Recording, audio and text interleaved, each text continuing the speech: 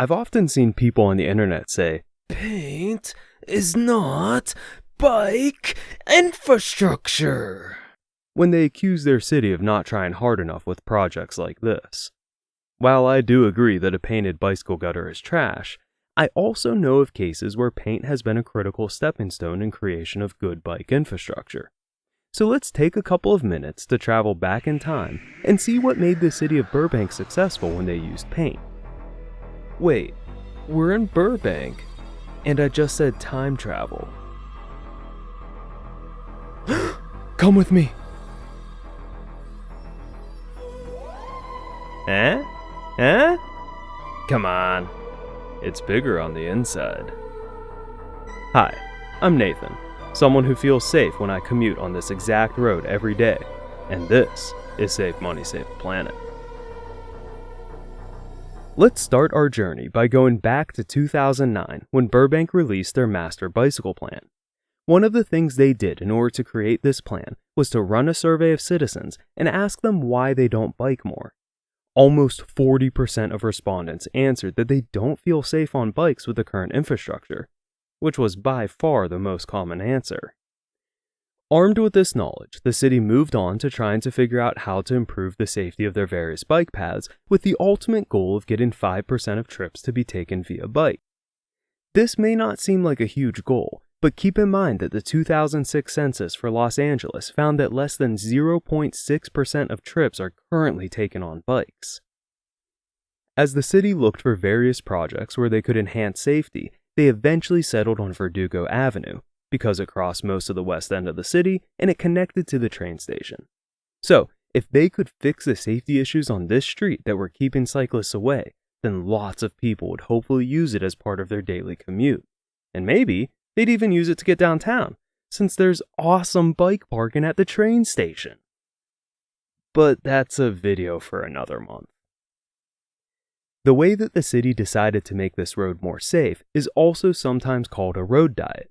Essentially, they took the 4-lane road, took away 2 of the lanes, and then used the free space to put in bike lanes going either direction, as well as a turning lane. And after they repainted the street, everyone was happy, had a celebration with huge cake, and lots of laughing. No, I'm just kidding. This is America, so you know the NIMBYs came out in full force. But luckily, Streets Blog LA reported on everything that happened, so we know how the city managed to ultimately be successful. The first thing that the city did was set aside money to undo the project before even doing it in the first place. I know this might sound weird, but people are often way more willing to try something new when you make it obvious to them that it's not permanent. So when Burbank announced this project, they also announced it would only be trialed for 6 months, and they already had the money ready to undo it if it wasn't successful. But successful, that is a term which means something different to everyone. So the second thing that the city did is help define what is or isn't a success by grabbing lots of data from the 4-lane version of the road. This way, they knew exactly how many cars and bikes use the road on a daily basis, as well as how long a trip took from one end of the road to the other. This came in handy because as the 6-month trial period was coming to an end, there were a whole load of NIMBYs signing a petition for the road to be changed back. But the city was able to get the data out that a car trip down the road actually only took 1 second longer than before the change, which is a negligible difference. In addition to this, they had data to show that over 2% of the trips on the road were now being taken by cyclists. That's right, usage was now over 3 times the average for Los Angeles, which is a really big deal. So, they asked that these cyclists show up to the next town hall meeting to defend their new street. And boy, did they. Streets Blog LA makes it sound like 10 NIMBYs strolled into City Hall and then ran smack into 100 cyclists aggressively wearing spandex. How does someone aggressively wear spandex? I have no idea, but it sounded good when I wrote it in the script, so I'm keeping it there. Now that we're over 10 years later, and I'm still enjoying these safety benefits on the same road during my commute, it's obvious that the plan worked.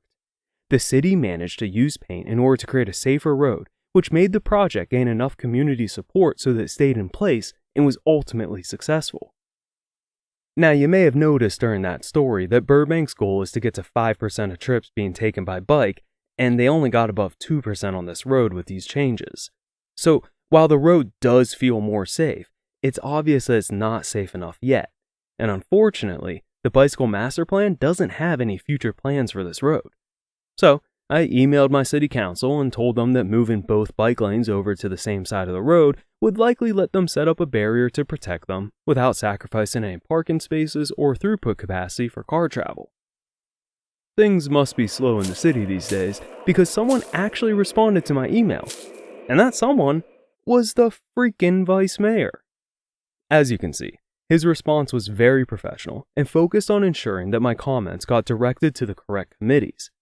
But it still put a big ol' smile on my face for the rest of the week. And that smile only got bigger when I got a second response from one of my councilwomen. Her email was really awesome because she used her own feelings in order to validate mine. In addition, she implied that my proposed solution would help give her the courage to bike on this street in the future.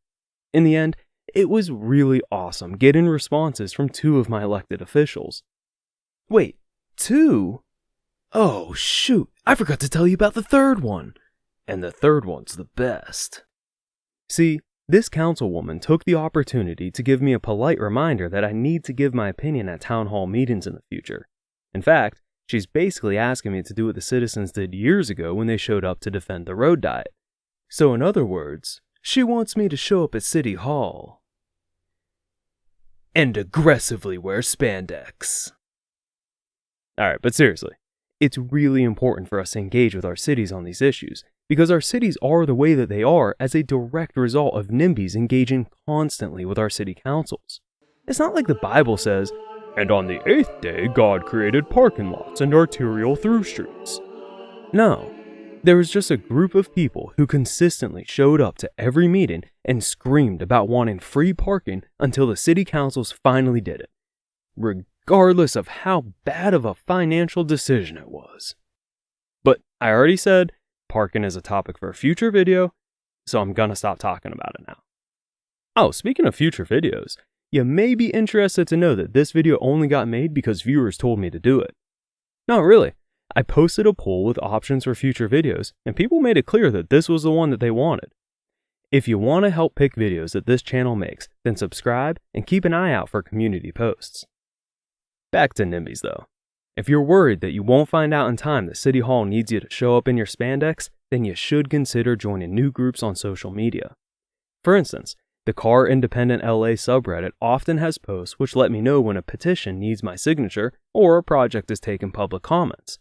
So you should consider looking for groups on your normal social media site, which will help you notice when it's time to don your spandex.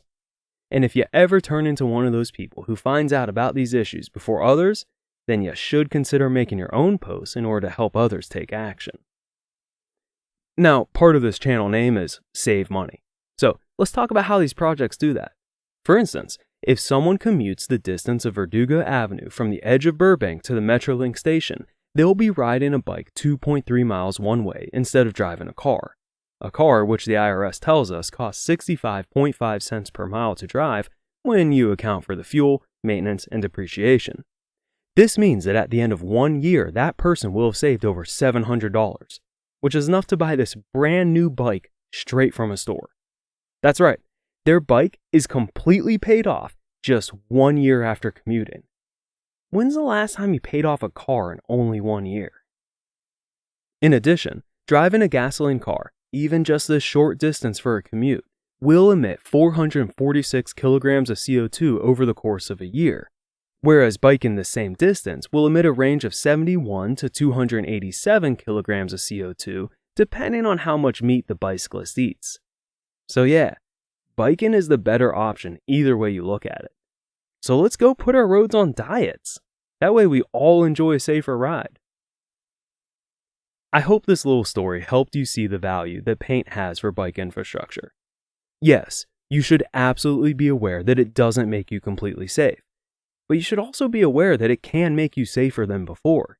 And that safety can convince more people to use their bikes, which in turn can turn into momentum, which gets more bike infrastructure built and keeps it built. So go check if your city has a bicycle master plan. see what projects they're planning, and think about what comments you can make in your next city council meeting in order to show your support. That's all for this month. Now go make a difference today.